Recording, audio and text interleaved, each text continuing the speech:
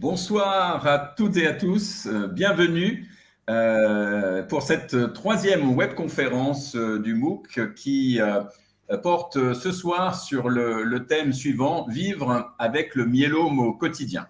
Voilà, nous sommes très heureux de vous accueillir ce soir.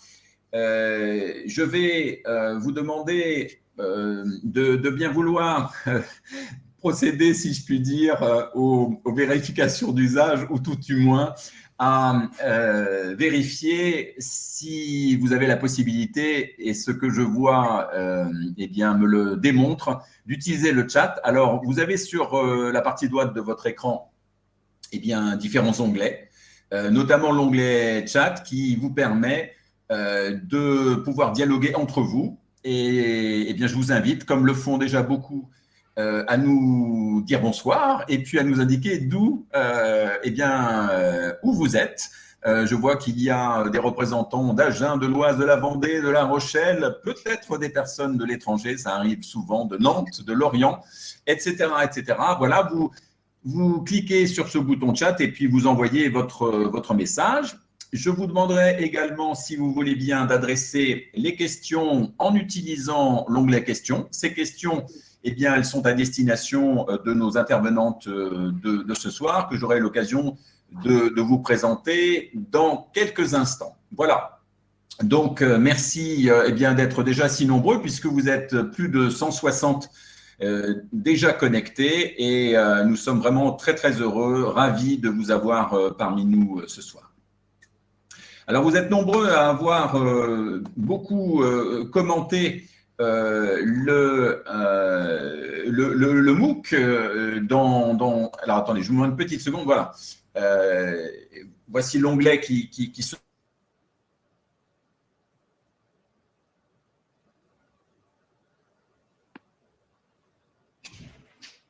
Ah, on a perdu Hervé. J'ai l'impression que je ne m'entends plus là. On va se retrouver toutes les deux toutes seules ce soir. Alors, moi, je ne me vois plus. Là, je pense qu'il a un souci de connexion et qu'il va nous rejoindre. On va peut-être se présenter en attendant, non? Ben voilà. Je te laisse commencer, Cécile. Donc, moi, je suis Cécile Sontag, je suis praticien hospitalier dans le service d'hématologie à Strasbourg, à Licence. Et je m'occupe et plus particulièrement des patients atteints de myélome, mais aussi de l'unité lymphoïde. Et ben, moi, je suis Margaret Macro et je suis aussi praticien hospitalier à l'IHBN, qui est l'Institut hématologique Basse-Normandie. Je suis donc particulièrement en charge du myélome multiple et des pathologies des gammopathies monoclonales, et j'appartiens au même groupe coopérateur que Cécile, c'est-à-dire l'intergroupe francophone du myélome. Voilà. Et donc ce soir, nous allons interagir, parce que ça se veut très, très interactif, sur tout ce qui est à côté. Ce n'est pas le myélome lui-même, mais tout ce qui peut être en rapport avec une prise en charge globale, donc que ce soit en termes de douleur, de fatigue, d'activité physique, de prise en charge psychologique, enfin tout ce que peut apporter le traitement médicamenteux, mais aussi non médicamenteux. Donc, on aura le temps de balayer tout ça. Et surtout, vous n'hésitez pas à poser vos questions dans l'onglet questions, comme vous le disait Hervé tout à l'heure, pour qu'on y réponde alternativement avec Cécile. Voilà, Hervé est revenu. Oui, Hervé est revenu. Veuillez nous excuser, nous avons eu quelques soucis techniques. Alors, je vous dis tout. Nous avons des difficultés à ce que Claire Dubray, qui doit animer cette conférence, nous rejoigne. Donc, je vais tout simplement essayer, dans la mesure du possible, de la remplacer. Ah, je la vois qui arrive, c'est formidable. Alors, je reprends le fil des événements. Ce sont les aléas du direct, comme on dit en télévision. Et déjà, vous avez Cécile Sontag et Mariette Macro qui ont meublé, si je puis dire, cet Internet. Alors, je reprends. Est-ce que vous m'entendez? Dans le cadre du MOOC, pendant que Claire se connecte, eh bien, nous sommes en train de conclure ce module sur vivre avec le myélome au quotidien, et nous allons bientôt ouvrir, dès le 30 novembre, le module sur les relations avec l'entourage et le rôle des aidants.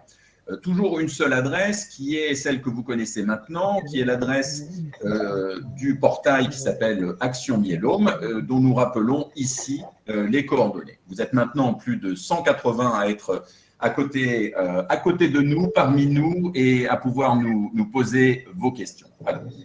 Alors je présente rapidement le docteur Cécile Sontag, que vous voyez à l'écran. Bonsoir, docteur Sontag. Bonsoir. Et docteur Sontag, vous êtes hématologue à l'Institut de cancérologie de Strasbourg. Vous êtes accompagné ce soir du docteur Margaret Macro. L'une comme l'autre, nous faites régulièrement le plaisir d'intervenir, tant bien sûr lors de la JNM, des Journées nationales du myélome, que lors des webconférences. Margaret Macro, vous êtes à Caen, vous êtes hématologue. Eh bien, l'Institut hématologique du CHU de Caen. L'une et l'autre, bien sûr, intervenaient dans le cadre de l'intergroupe francophone du myélome. Voilà. Claire, qui vient de nous rejoindre, assistée de son mari, qui l'aide du point de vue technique. Voilà, je la vois qui… Est-ce que vous m'entendez? Oui. Vous m'entendez? Oui. Bon, alors c'est merveilleux. Voilà, super. Alors voilà ce qu'est le rôle d'un bénévole de la F3M qui travaille, qui a comme chacun ses propres soucis, des soucis techniques parfois, mais on est vraiment très heureux que tu nous rejoignes, Claire, puisque non seulement tu es tutrice, mais tu es également animatrice de cette session. Voilà, donc c'est à toi pour nous parler des actualités de la 9e section du MOOC. Voilà. Bon, alors pour la diapo que vous voyez, en fait, c'était un petit peu le fil conducteur que nous avons proposé au docteur Macro et au docteur Sontag pour leurs propos, puisque nous souhaitons vraiment développer tout ce qui est soins de support et thérapie complémentaire.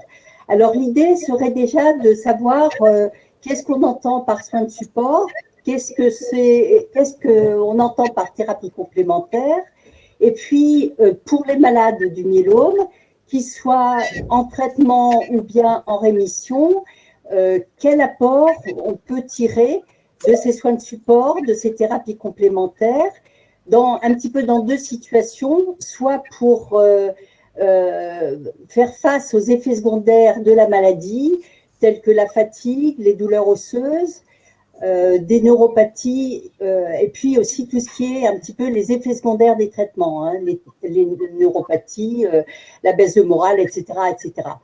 Voilà, donc, en fait, tout ça dans le but d'améliorer la qualité de vie au quotidien des malades du myélome et éventuellement aussi peut-être de donner des pistes pour les aidants qui sont aussi largement sollicités dans ces pathologies. Et donc, alors, l'idée, c'est aussi que les patients deviennent un petit peu acteurs de leur maladie. Au lieu de subir douloureusement tous les traitements et les parcours de soins qui ne sont pas toujours faciles, finalement, aller vers des soins de support, c'est aussi un petit peu devenir acteur de ses propres difficultés en trouvant des solutions qui peuvent être vraiment très variées. Voilà, donc je pense que maintenant, je laisse la place au docteur Macro et au docteur Sontag en les remerciant vivement de leur participation aujourd'hui. Ben, merci à vous, Claire. Pendant que vous aviez vos problèmes techniques, on avait déjà commencé un petit peu à présenter cette session. Donc, la définition des soins de support est portée par le terme lui-même. Support, c'est ce qui aide à supporter, dans le sens positif du terme, donc la prise en charge, qui est essentiellement médicamenteuse, la prise en charge spécifique de la maladie, mais cette prise en charge spécifique ne suffit pas, parce que le traitement lui-même et la maladie elle-même ont des conséquences qui peuvent nécessiter des traitements qu'on appelle complémentaires ou soins de support. Donc, on peut effectivement considérer quelques grandes catégories telles que les douleurs, et notamment les douleurs osseuses, puisque c'est une atteinte osseuse qui définit un critère de traitement dans le myélome. Vous avez peut-être entendu parler des critères CRAB. Le B, c'est un terme anglo-saxon pour bone, os, donc l'atteinte osseuse est au premier plan souvent, et est présente chez la plupart des patients, au plus des 2 tiers au diagnostic. Donc, c'est une atteinte qui est très douloureuse. Et le premier traitement de cette douleur, c'est de commencer sans tarder le traitement du myélome lui-même, notamment avec la cortisone, la fortodose, la dexaméthasone. Mais ça peut ne pas suffire. Et donc, on fait appel aux traitements qu'on appelle antalgiques, qui sont classés en plusieurs paliers. Le niveau 1, par exemple, c'est le paracétamol. C'est vraiment ce que vous prenez pour une rage de dents, un mal de tête, etc. Quand ça ne suffit pas, c'est le palier 2, donc intermédiaire. C'est ce qu'on appelle les morphiniques, avec le topalgique, le tramadol, etc. Et puis, on arrive à la morphine. Donc ça, c'est vraiment les traitements antidouleurs que les médecins ont appris à manier maintenant. Et on s'aide aussi pour cette prise en charge de la douleur par les centres antidouleurs qui sont disponibles maintenant dans les CHU, mais aussi dans les centres hôpitaux généraux et qui ont des protocoles spécifiques de prise en charge de la douleur, médicamenteux ou non médicamenteux, on va sûrement y revenir, pour donc calmer, parce que le myélome a pour cela donc d'avoir bénéficié des progrès énormes des traitements spécifiques, mais aussi du traitement de la prise en charge de la douleur en tant que telle. Et j'avais une question effectivement sur le cannabis tout à l'heure. Donc, ce traitement-là concerne plutôt la douleur non liée à la maladie elle-même, donc non la douleur osseuse, mais les autres types de douleurs qui sont des douleurs reliées cette fois-ci aux inconvénients, aux effets secondaires du traitement, notamment certains d'entre eux qui peuvent entraîner des neuropathies. Par exemple, c'est le cas de l'inhibiteur du protéasome qui est le bortezomib, le Belcan. Ça donne des neuropathies douloureuses dont les patients peuvent se plaindre assez vite dès le 2e ou 3e cycle. Donc, ça oblige à espacer les doses, à diminuer la dose et à prendre en charge cette douleur particulière par des traitements particuliers. Par exemple, on utilise des médicaments comme la gabapentine, qui est un traitement ou le Neurontin, spécifique des douleurs neurologiques. On peut utiliser des techniques particulières qui sont des patchs de ce qu'on appelle la capsaïcine, qui est un principe actif qu'on trouve dans le piment. Donc, vous voyez que ce sont des prises en charge globales. Et pour ce qui est des patchs, ce sont les centres antidouleurs qui prennent en charge les patients. Donc, la douleur, c'est la douleur physique des os, c'est la douleur physique des effets secondaires des traitements, notamment de la neuropathie, mais ça peut être aussi la douleur morale. Hein. Le myélome fait partie des maladies cancéreuses et en tant que tel, l'annonce diagnostique entraîne un bouleversement complet dans la vie du patient. Et il peut y avoir de l'angoisse, de l'anxiété, des douleurs morales chez le patient, mais aussi dans l'entourage. Hein. Et ça, on en reparlera sûrement le 30 novembre à l'occasion du MOOC sur les aidants. Donc, pendant que je parle, Cécile répond aux questions. J'en avais laissé une en plan, donc j'espère qu'elle m'a rattrapée. Et j'avais vu une question au début, mais j'ai fait une fausse manœuvre et je n'ai pas répondu sur, a priori, je ne sais pas si tu es au courant, Cécile, on aurait découvert un vaccin anti-cancer à Toulouse aujourd'hui. Ah, bah ça, ouais. J'étais en consultation, donc je n'ai pas bénéficié de cette nouvelle. Donc, si la personne qui a posé la question peut donner quelques précisions, on essaiera d'y répondre. En tout cas, le terme de vaccin anti-cancer est quelque chose de très, très, très général.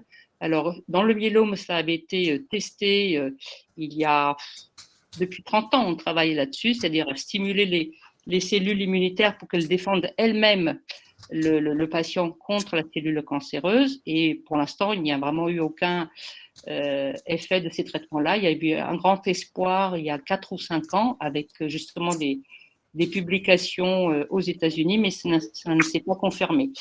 Les CAR T-cells dont vous avez entendu parler peuvent être un petit peu, c'est une immunothérapie active, s'apparenter à une vaccination, parce que le terme vaccination recouvre beaucoup, beaucoup de techniques. Ce sont des organismes génétiquement modifiés. Comme vous le savez, on prend le lymphocyte du patient, on l'arme avec quelque chose qui peut reconnaître la cellule malade, le plasmocyte malade, et on la réinjecte au patient pour que ces cellules attaquent les plasmocytes tumoraux et diminuent, voire suppriment totalement les effets de la maladie du myélome chez le patient. Donc ça correspond à une sorte de vaccination. Alors, si on a des précisions pour le vaccin anti-cancer, mais ça m'a l'air d'être un terme un peu générique, on essaiera d'y répondre plus tard. Donc, on a parlé de la douleur. Donc, si vous voulez poser des questions sur le traitement, la prise en charge de la douleur, vous pouvez. Hein, dans l'onglet questions. Sinon, on peut passer à d'autres symptômes qui nécessitent aussi des prises en charge particulières. On peut parler de la fatigue. La fatigue est elle-même liée à plein de choses. La raison la plus fréquente, c'est la maladie elle-même. Comme tout cancer, comme toute maladie, la fatigue, c'est quelque chose de non spécifique, mais peut révéler la maladie, être un symptôme d'appel, un point d'appel. Dans le myélome, elle est particulièrement fréquente lorsqu'il y a une anémie, c'est-à-dire une baisse des globules rouges qui se traduit elle-même par une fatigue importante. Dans ces cas-là, lorsqu'on traite la maladie et qu'on corrige l'anémie, donc les globules rouges remontent, ils apportent plus d'oxygène aux muscles, la fatigue diminue, voire disparaît complètement. C'est ce qui explique qu'on ne peut pas mener une activité normale. Si on faisait du sport avant, on ne peut pas le faire. On a des courbatures. Tout ça, ça peut être lié uniquement à l'anémie. Donc, c'est au début de la maladie. Ça peut la révéler. Et quand on traite la maladie, on corrige l'anémie et on contrôle la fatigue. Mais certains médicaments eux-mêmes peuvent entraîner de la fatigue. Et c'est connu, par exemple, avec les immunomodulateurs, qui est l'autre grande classe thérapeutique du myélome dont vous avez entendu parler. On a parlé du bortezomib, qui est un inhibiteur du protéasome qui peut donner la neuropathie. Là, les immunomodulateurs peuvent donner de la fatigue. Et tous, on en connaît 3. Donc, le thalidomide, qui a été le premier, le chef de file, qui se donne justement le soir pour éviter des problèmes de fatigue, d'endormissement dans la journée. L'énalidomide ou Revlimid, qui est le deuxième, qui peut lui aussi entraîner de la fatigue, mais un peu moins que le thalidomide, mais c'est très très variable. Il y a des patients qui tolèrent très bien, puis d'autres qui sont vraiment fatigués. Et le troisième est l'immunolovide ou pomalidomide, donc qui est le cousin des deux précédents, qui lui aussi est bien toléré, mais parfois peut entraîner de la fatigue de façon importante. Et dans ces cas-là, ce sont des traitements qu'on donne de façon discontinue, 3 semaines sur 4. Souvent, la semaine où on n'a pas ce traitement, on est moins fatigué. Donc, est-ce qu'on a des questions sur la fatigue, sur la douleur, Cécile? Ouais, le CBD, ça revient beaucoup. C'est quelque chose qui questionne, en fait, l'utilisation du cannabis. Après, moi, ce que j'entends souvent au travers de ça, c'est l'envie, le besoin des patients de trouver des solutions par eux-mêmes. Donc, moi, j'ai toujours le message que ça part d'une bonne intention et je pense que c'est très bien d'essayer de trouver des moyens d'aller mieux par soi-même, mais faites attention toujours de ne pas tomber aussi dans le risque de couper le lien avec le médecin qui vous suit.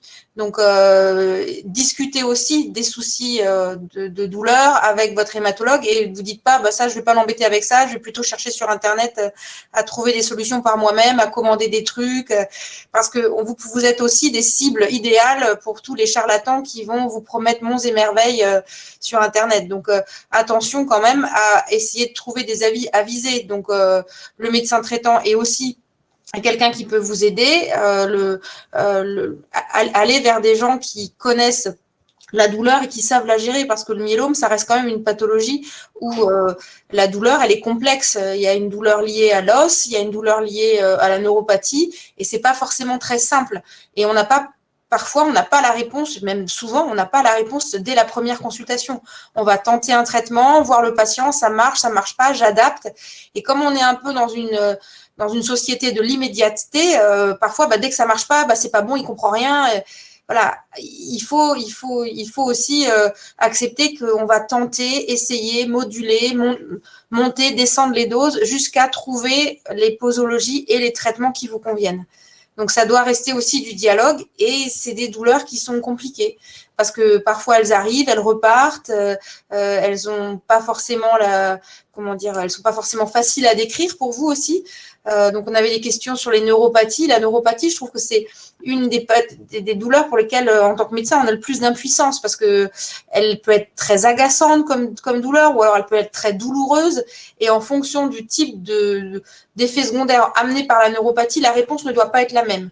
Et donc, il faut être face à un panel de solutions. C'est pas neuropathie égale je prescris de la gabapatine ou je prescris un antalgique. Il faut qu'on ait l'écoute du patient et puis aussi parfois l'humilité de savoir c'est pas forcément, je sens que j'ai pas la réponse idéale, je vais faire appel à un médecin de la douleur, je vais faire appel à quelqu'un qui va utiliser d'autres techniques aussi de détente, d'hypnose par exemple dans la neuropathie, ça marche. Moi j'ai été bluffée par l'efficacité de l'hypnose et de l'utilisation de l'auto-hypnose par les patients eux-mêmes. Quand ils apprennent à faire eux-mêmes de l'auto-hypnose, il y a certains patients qui me décrivent un véritable relâchement d'arriver à faire une séance d'auto-hypnose avant le coucher pour pouvoir arriver à dormir, alors que moi j'étais à monter les doses de morphinique ou de dentalgique et d'anxiolytique et ça marchait pas. Et tout ça, on arrive à l'arrêter avec des thérapeutiques qui n'ont rien à voir avec la pharmacologie habituelle. Et c'est parfois, voilà, faut tester, faut chercher. Et vous êtes les acteurs de ça, de ce soin de support. Donc, il n'y a parfois pas de réponse forcément immédiate ou facile. Et c'est vrai que c'est un chemin à comment dire, à parcourir avec sur votre chemin l'hématologue, votre médecin traitant, le pharmacien, voilà les connaissances, mais ne tombez pas dans dès que vous allez avoir la réponse, c'est évident, j'ai le traitement qu'il vous faut. Oubliez pas que voilà, il y en a moi j'ai des patients qui sont ruinés avec des thérapeutiques. Alors Margaret, elle est du côté de la Manche, alors c'est peut-être en Angleterre, mais nous c'est en Suisse et en Allemagne. Tout ce qui vient de l'autre côté de la frontière est forcément génial. Et tous mes patients, parfois, pensent que comme c'est suisse, c'est forcément mieux, comme c'est allemand, c'est forcément beaucoup plus rigoureux. Et on se retrouve avec des thérapeutiques qui sont malheureusement juste de l'esbrouf, quoi. Et ça, c'est parfois pas facile, mais c'est souvent le signe qu'on n'a pas eu une réponse ou une écoute suffisante pour nos patients. Tout à fait d'accord avec Cécile. Il faut éviter de tomber dans ces pièges. Et je pense que c'est pour ça qu'il faut que le lien avec l'équipe soignante, et pas seulement les médecins, mais il y a aussi les infirmières d'annonce, les psychologues, qui peuvent vous aider. Et d'ailleurs, nous, les infirmières, nous disent tout le temps, on nous pose des questions qu'on n'ose pas vous poser à vous quand on vient en hôpital de jour. Donc, il faut poser toutes les questions, n'avoir aucun frein, parce que nous sommes là, l'équipe soignante est vraiment là pour vous écouter. Et pour ce qui concerne le CBD, c'est vrai qu'on voit des boutiques partout, encore une fois. Pour que ce soit efficace et que ça soit une vraie prise en charge de la douleur, je pense qu'il vaut mieux passer par les équipes de la douleur hospitalière ou extra-hospitalière.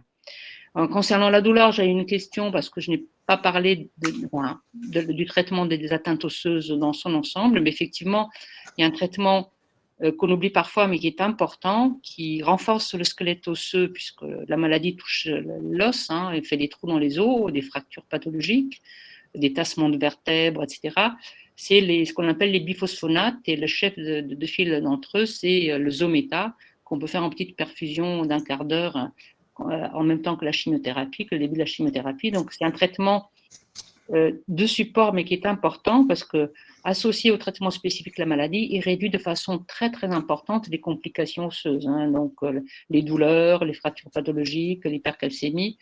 On avait testé dans une grande étude une autre molécule qui s'appelle le denosumab, qu'on fait en sous-cutané, mais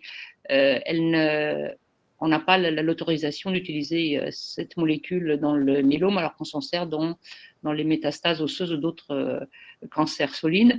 Il y a aussi la radiothérapie, il ne faut pas l'oublier. Quand il y a par exemple une grande tumeur qu'on appelle un plasmocytome sur un os qui fait très mal, ou un tassement qui reste douloureux malgré le traitement spécifique de la maladie, malgré la chimiothérapie, on peut faire de la radiothérapie, c'est très efficace et ça peut soulager très vite. On peut faire des doses flash. Pour les vertèbres, il y a des techniques qui consistent à injecter du ciment ou à mettre un ballonnet qu'on gonfle avec de l'air dans la vertèbre, ce qui permet de l'empêcher de se tasser encore plus et contrôle la douleur. Et puis enfin, il y a aussi la chirurgie, c'est le traitement complémentaire aussi qui prévient par exemple des fractures osseuses. Chez un patient qui a une grosse lacune qui menace son os, il vaut mieux faire le traitement avant que la fracture survienne et prévenir cette complication que parfois d'attendre, parce qu'il suffit de très très peu quand l'os est fragile pour que cela entraîne une fracture et qu'on soit obligé à ce moment-là de la prendre en charge en urgence. Donc tout ça, ça participe de la prise en charge de l'atteinte osseuse. Alors pour ce qui est de l'anémie, effectivement, il y a le traitement de la maladie elle-même, puisque en traitant la maladie, la moelle osseuse qui fabrique les globules rouges peut fonctionner plus normalement. Mais il y a aussi dans le myélome, il ne faut pas oublier parfois ce qu'on appelle une inscience rénale. Le myélome a la capacité de fabriquer des protéines qui précipitent, qui bloquent le fonctionnement du rein, et ça peut participer, quand c'est chronique, à une anémie. Donc, on fait appel dans ces cas-là à ce qu'on appelle des agents stimulants l'érythropoïèse, c'est un nom très barbare, en fait, qui correspond à l'érythropoïétine ou l'EPO, que vous connaissez bien dans le monde du dopage cycliste. Et on l'utilise aussi dans le myélome, notamment s'il y a une inscience rénale, une anémie qui est chronique, parce que les traitements eux-mêmes peuvent donner aussi une anémie au long cours. Mais il faut vraiment faire très, très attention et bien surveiller le taux d'hémoglobine. Il ne faut pas dépasser un certain taux, parce que sinon, on a des risques d'effets secondaires, et notamment de phlébite. Donc, il faut rester à des chiffres raisonnables d'hémoglobine. Donc, ça, c'est un traitement de l'anémie. Si on a un manque de fer, bien sûr, il faut donner du fer, comme dans toutes les carences en fer. Et donc, cette anémie, encore une fois, qui participe à la fatigue, doit être contrôlée. On peut accepter, parce que ça peut être quelque chose de chronique, l'organisme s'y habitue, des chiffres d'hémoglobine entre 10 et 11 sans aucune intervention. C'est-à-dire, on n'est pas obligé de transfuser parce qu'on est entre 10 et 11, on n'est pas obligé de donner de l'EPO parce qu'on est entre 10 et 11, si l'organisme s'est habitué et qu'il n'y a pas de conséquences physiques ni de fatigue particulière. Il faut adapter son activité. Cécile va reparler tout à l'heure, l'activité physique à son état, il faut s'écouter. Ce n'est pas toujours facile, c'est vrai. Tout à l'heure, quelqu'un disait, je me lève le matin, je suis en pleine forme, j'arrive à faire à peu près ce que je veux la semaine où je n'ai pas mon Revlimid, mais les semaines où je suis sous traitement, l'après-midi, je suis fatiguée. Dans ces cas-là, on se repose, mais il ne faut surtout pas interrompre toute activité en disant, je suis fatiguée, je ne fais rien, parce que l'activité physique elle-même est un traitement de la fatigue. Mais il faut bien sûr l'adapter à ces conditions. Donc, on a la neuropathie, Cécile en a déjà parlé pas mal, donc c'est aussi une prise en charge globale. Il faut savoir quand même que quand il s'agit d'une neuropathie, auquel cas, la plupart du temps, on arrive à bien récupérer, mais il reste quand même, et là, c'est vrai que nous sommes démunis sur le plan médicamenteux, ce qu'on appelle des séquelles, des patients qui se plaignent, mais des années après l'arrêt du traitement, toujours de douleurs, de gênes, de fourmillements, de sensations de marcher sur du gravier. Le plus important, c'est vraiment les décharges électriques et les douleurs un peu fulgurantes. Alors, c'est celle-ci qu'on arrive à contrôler avec les traitements médicamenteux ou les patchs dont je vous parlais tout à l'heure.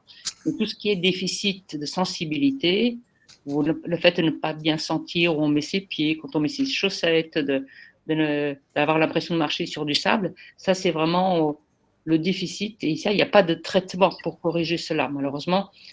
Mais on peut, en faisant de la réflexothérapie, des massages et de l'activité physique, encore une fois, mais adapter, améliorer un peu les choses. C'est quelque chose qui est chronique, en plus qui est très variable dans le temps. Il y a des jours où ça va à peu près. Ça, c'est toutes les atteintes neurologiques, c'est comme ça. Il y a des jours où on ressent beaucoup plus ces effets-là.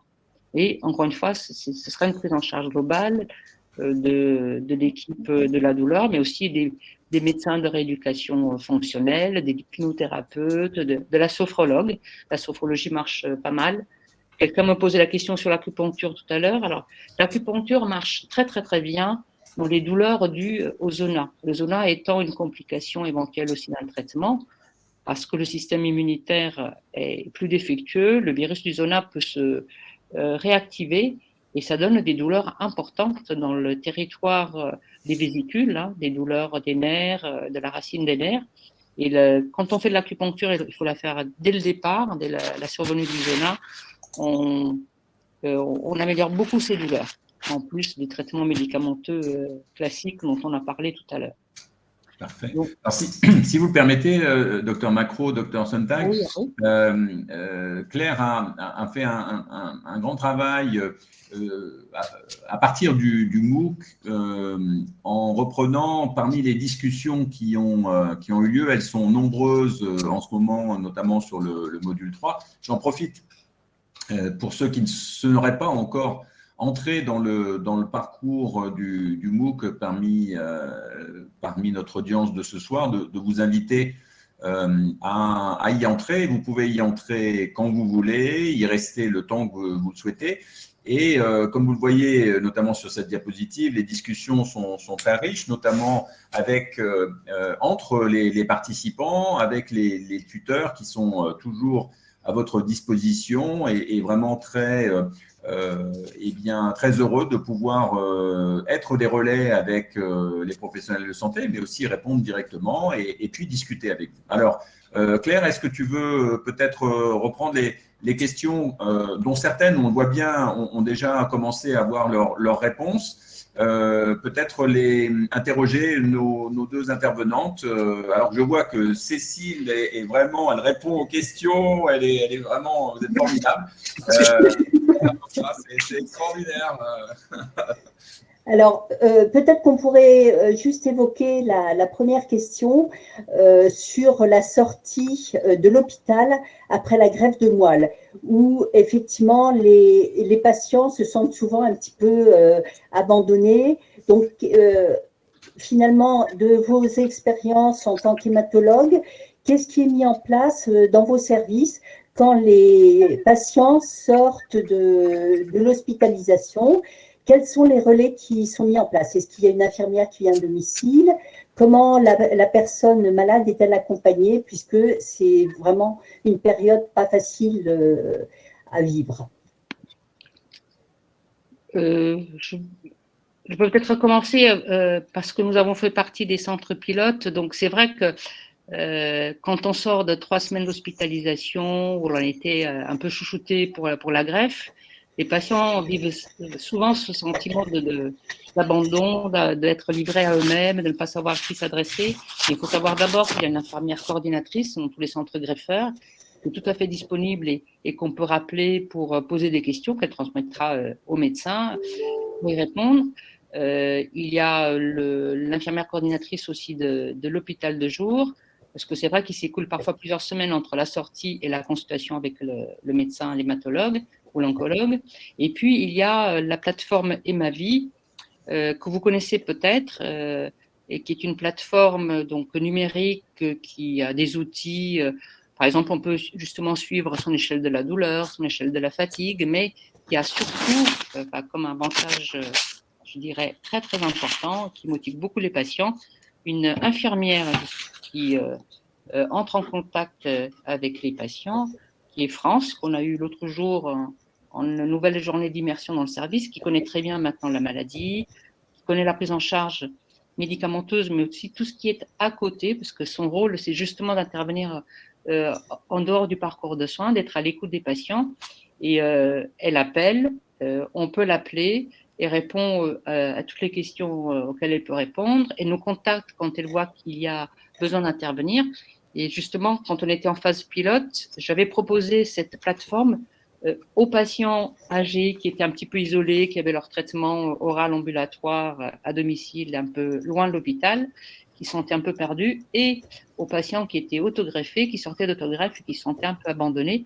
Et finalement, c'est ce qui a vraiment rencontré le plus de succès, c'est le contact avec cette infirmière, avec France, pour pouvoir avoir la sensation d'être pris en charge, même en dehors de l'hôpital, avoir un relais, avoir quelqu'un qui pose des questions hors traitement, questions qui tracassent justement sur le moral, sur des à côté, sur la vie de tous les jours, sur la prise en charge sociale. Et c'est vraiment quelque chose qui a énormément de succès. Donc ça, je pense que Strasbourg, je ne sais pas si vous aviez... maintenant, vous êtes aussi partie prenante dans cette plateforme qui est Emavi. Vous avez peut-être d'autres relais, vous, en infirmière coordinatrice, par rapport à Caen pour répondre aux patients. Alors, ouais, nous, France Jourde, elle est aussi venue en journée d'immersion. Elle va revenir aussi là. C'est vraiment quelqu'un qui connaît extrêmement bien le myélo, mais je crois que c'est la principale... ce relais humain, c'est le principal atout d'Emavi, parce que je crois que ça permet aux patients qui, par moment, ont besoin d'avoir un relais d'écoute et de discussion, de pouvoir facilement pouvoir appeler. Donc, nous, on a beaucoup de patients qui sont inscrits sur Emavi, donc on leur propose de façon régulière et quasi systématique une inscription sur Emavi.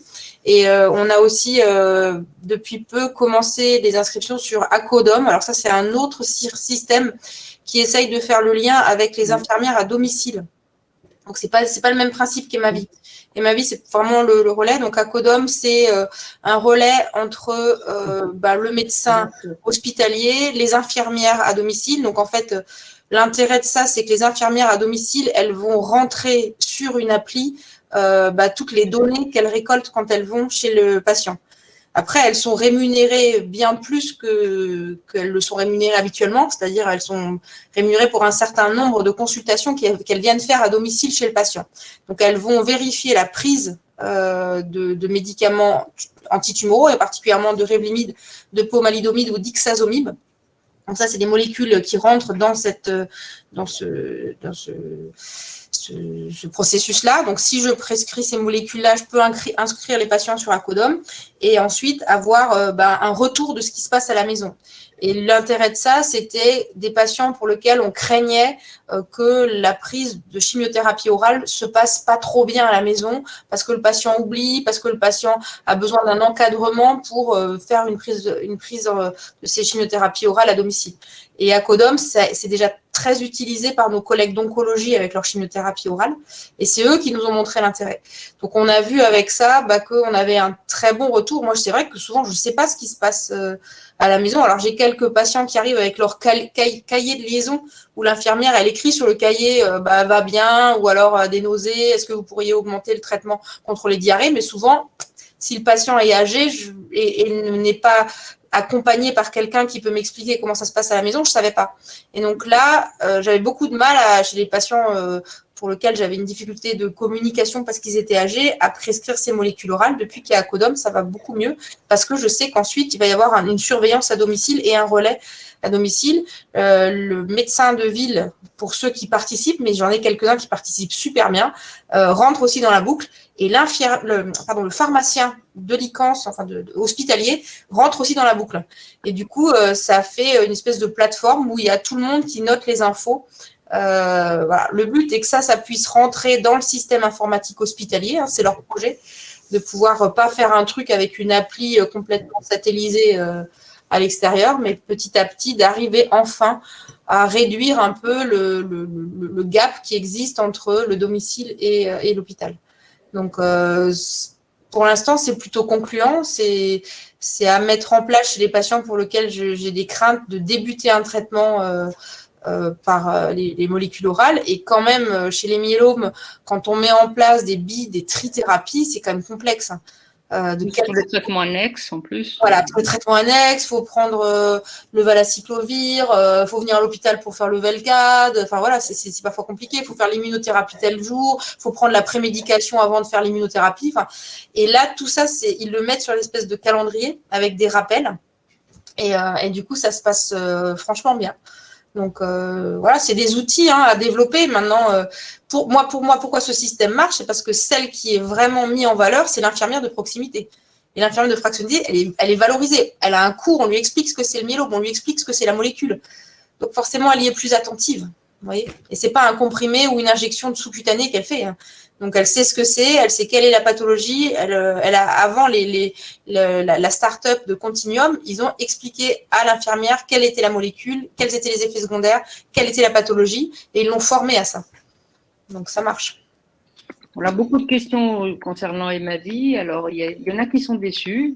Montpellier notamment qui demande quand est-ce que la plateforme sera mise en place. C'est un partenariat avec le service de soins. Donc c'est vrai que les médecins doivent être bien sûr d'accord pour que cela soit déployé et toute l'équipe de soins, puisque l'infirmière coordinatrice, par exemple, en hôpital de jour, est sollicitée par l'infirmière de la plateforme, par France, qui font des points régulièrement toutes les semaines et balaye comme ça les différentes questions des patients. Donc, la plateforme, c'est quand même, on avait, je crois, la carte, non, tout à l'heure sur les sites, tout cela est ouvert. Donc, c'est vrai que ça ne couvre pas toute la France, que c'est quelque chose qui demande quand même des outils, qui demande un investissement financier parce qu'il faut notamment assurer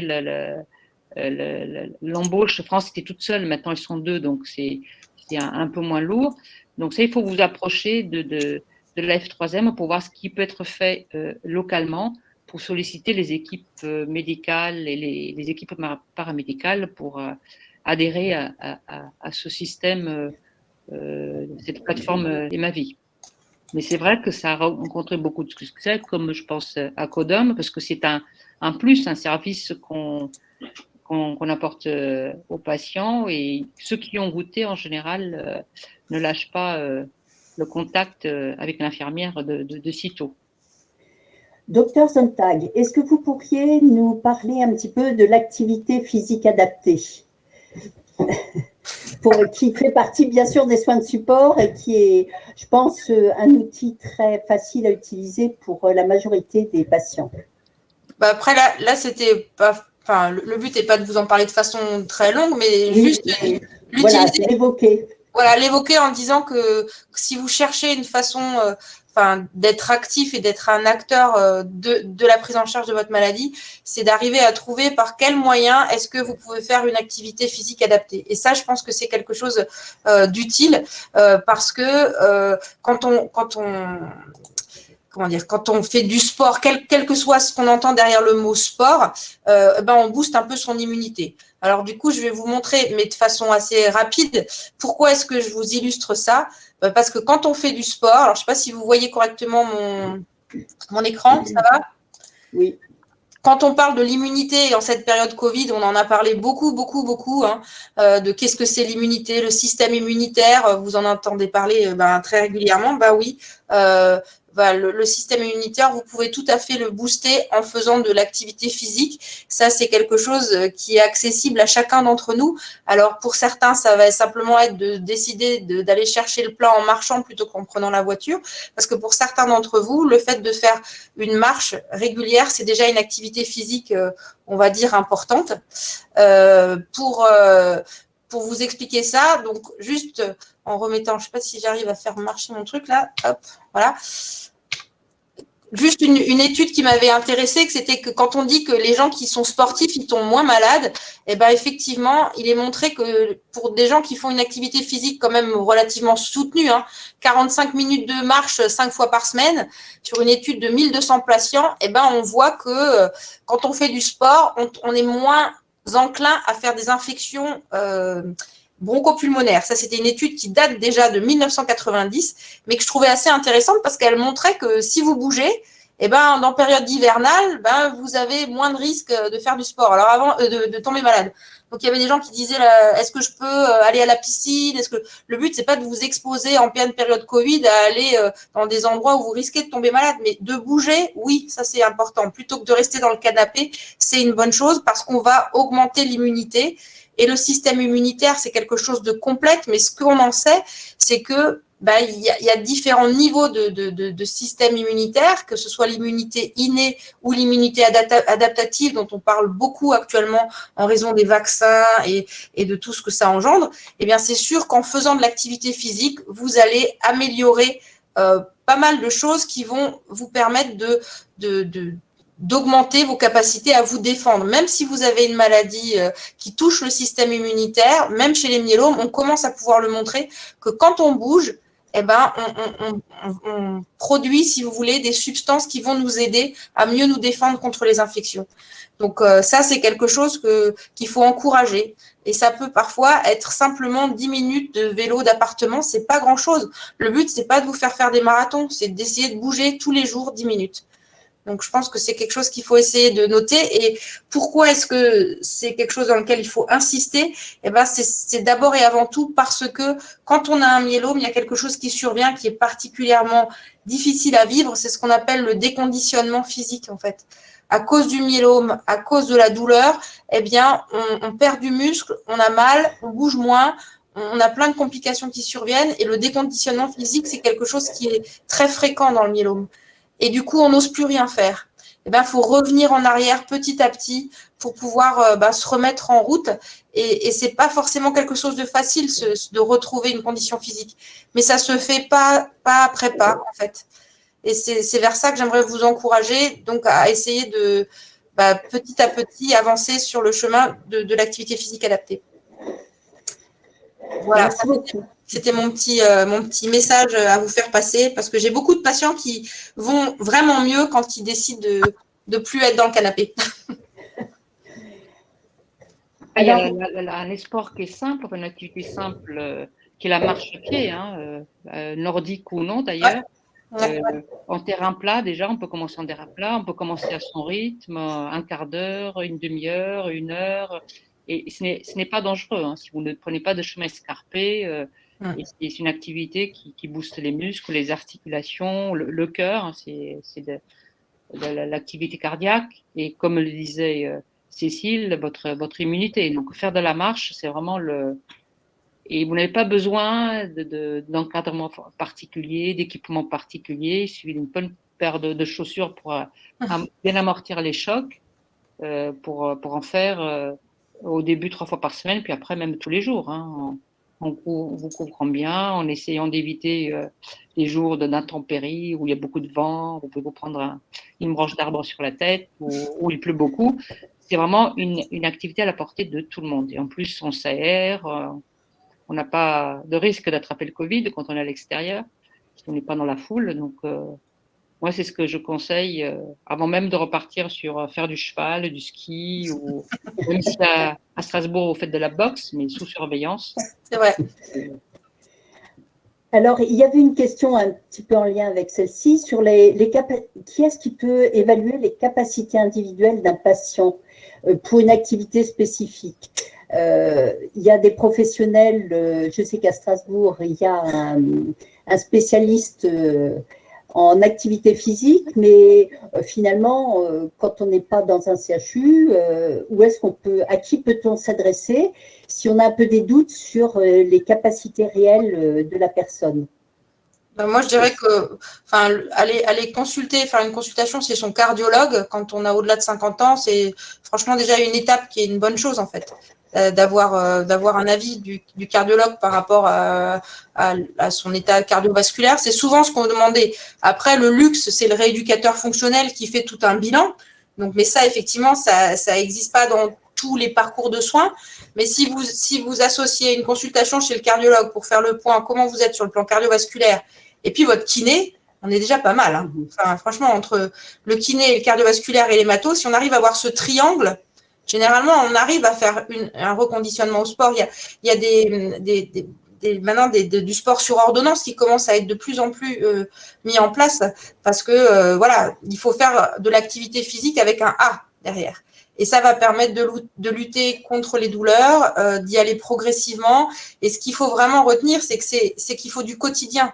C'est-à-dire que parfois, les patients, ils disent, j'ai fait une activité physique, je suis allée faire une randonnée de 3 heures et après, j'en peux plus pendant 4 jours. C'est peut-être parce que là, il faut réadapter les choses, en fait.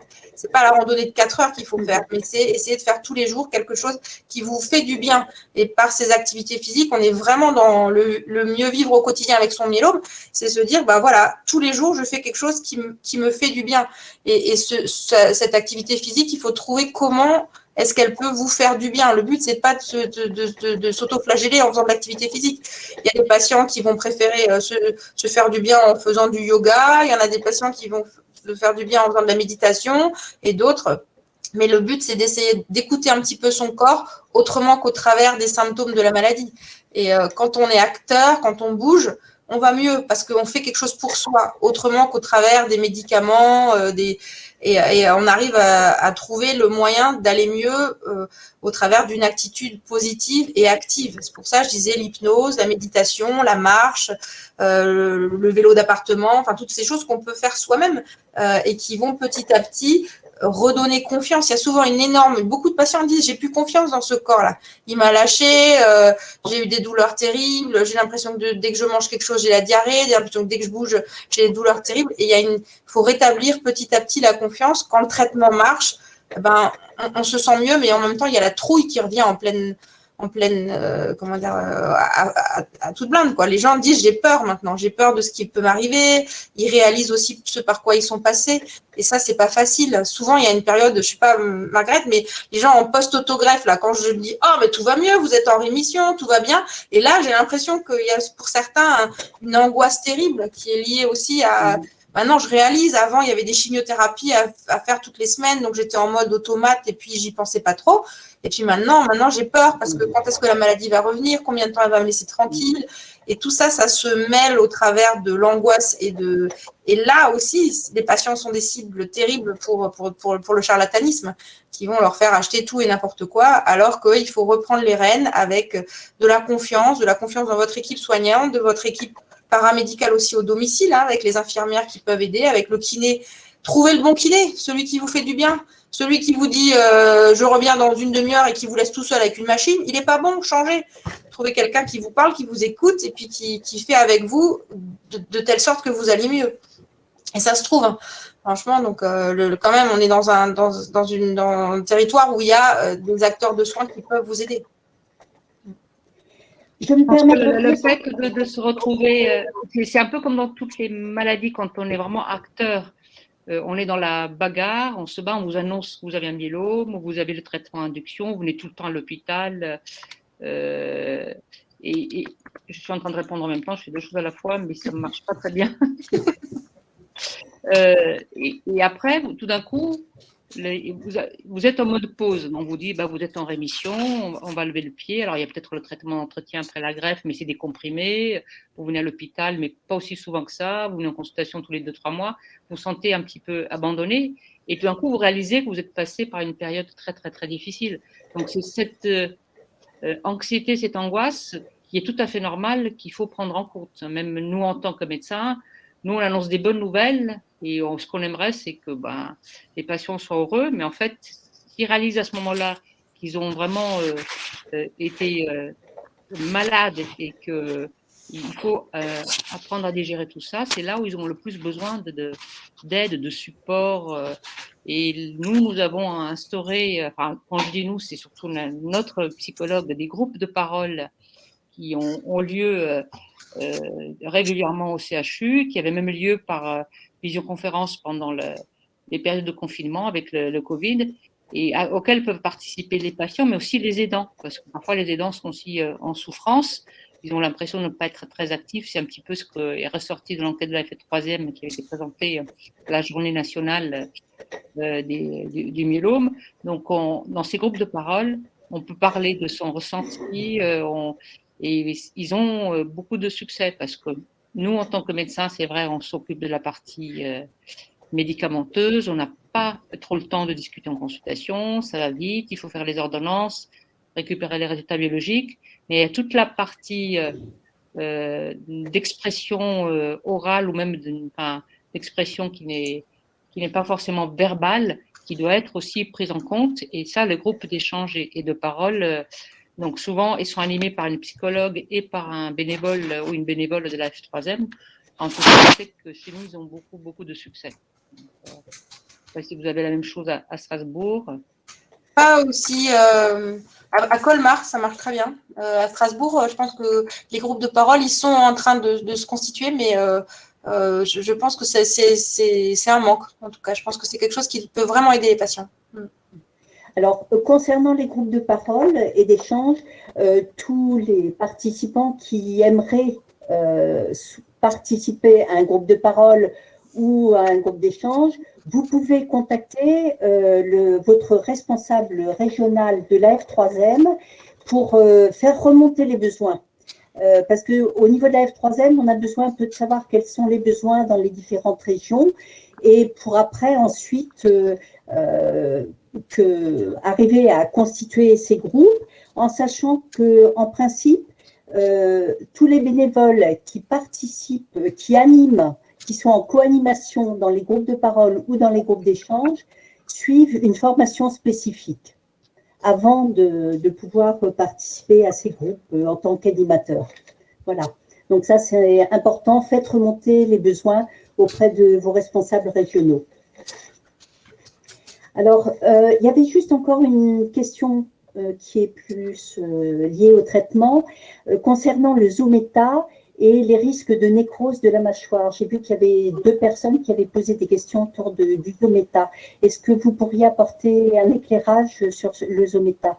Oui, oui, effectivement, là, je viens de répondre en direct. En fait, le Zometa, comme tous les biphosphonates, se fixe dans l'os et il reste après de façon pratiquement permanente. Donc, les premières études l'utilisaient pendant moins de 2 ans parce qu'à l'époque, on avait des chimiothérapies qui n'étaient pas très, très efficaces. Maintenant, notre attitude a changé et on ne l'utilise que quand la maladie est active. Donc, au moment du diagnostic, par exemple, notre habitude est de faire les perfusions en même temps que le traitement d'induction. Une fois que la réponse est maximale, par exemple après une autogreffe ou même avec un traitement long cours par daratumumab, Revlimid et dexamethasone, une fois que le pic a bien diminué, qu'il ne bouge plus, qu'il est stable, la tendance est plutôt d'arrêter le Zometa, justement parce qu'on s'aperçoit que les risques d'ostéonécrose surviennent avec la dose cumulée, hein, notamment après 18 mois à 2 ans. Et là, on ne fait plus du tout comme avant 2 ans de traitement. Hein. Enfin, les recommandations de l'intergroupe francophone du myélome, qui datent déjà un petit peu, parce qu'elles sont de 2013, mais il n'y a plus de grands travaux, en tout cas, sur le Zometa et sur les biphosphonates sur le myélome, montrent que si on fait les perfusions pendant que la maladie est active et qu'on arrête après, on diminue beaucoup le risque de nécrose et on a bien contrôlé les événements osseux. Et le risque de nécrose, il est surtout lié à l'extraction dentaire, pas aux soins courants. Vous pouvez vous faire obturer une carie sans qu'il y ait de risque. C'est vraiment l'extraction dentaire qu'il faut éviter. Et parfois, ça peut survenir. Moi, je l'ai déjà vu, des patients édentés, c'est-à-dire qui n'avaient pas de dents et qui font quand même une ostéonécrose de la mâchoire. Donc, c'est très, très rare, mais ça peut se voir. Donc, pourquoi il faut limiter le traitement par biphosphonate vraiment aux périodes où la maladie myélome est active. Claire, si tu veux bien passer à la partie qui concerne la conclusion sur le 3e module, peut-être. Alors,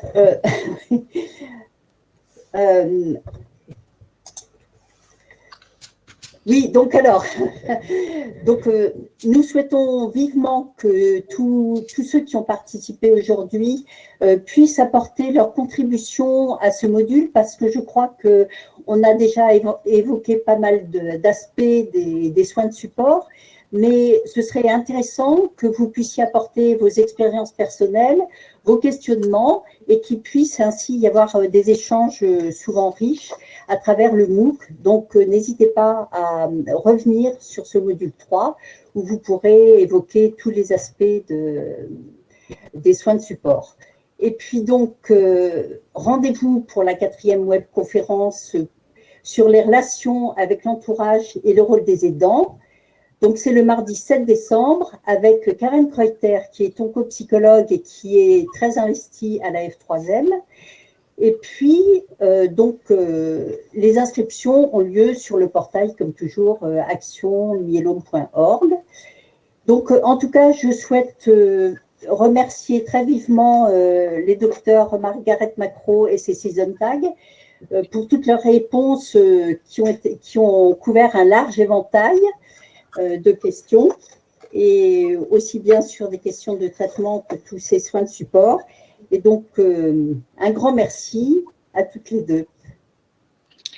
Mais c'est toujours un plaisir de partager l'écran et le micro avec Cécile, de répondre à vos questions qui sont une palette très, très large. Après, les questions personnelles, on a un peu plus de mal parce que je pense que vraiment, il faut faire confiance à votre médecin, parce que sur des questions précises et ponctuelles, on ne peut répondre que en connaissant vraiment votre situation clinique, le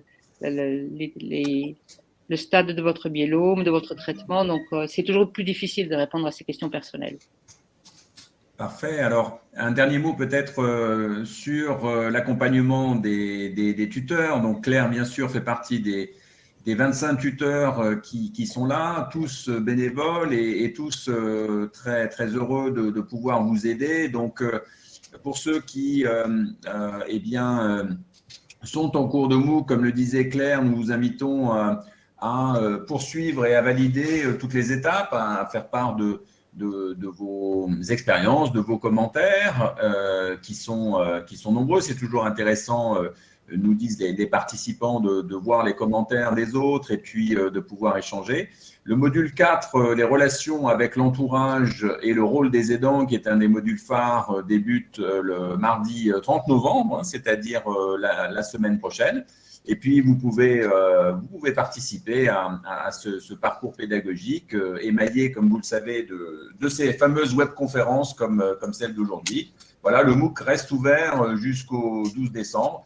Je voudrais vraiment féliciter la réactivité, la proactivité à la fois des docteurs Macro et Sontag qui répondent par mail, en direct. De nombreuses personnes l'ont signalé, mais je voudrais vraiment le souligner de votre capacité à être d'une proximité, d'une clarté et d'une réponse immédiate. C'est vraiment formidable. Donc, merci à toutes et à tous. Et puis, nous vous souhaitons une excellente soirée. Très bonne soirée à tous. Bonne soirée. À une prochaine fois. À une très prochaine fois. Merci. À la prochaine. On sait qu'on peut compter sur vous. À bientôt. À bientôt. À bientôt.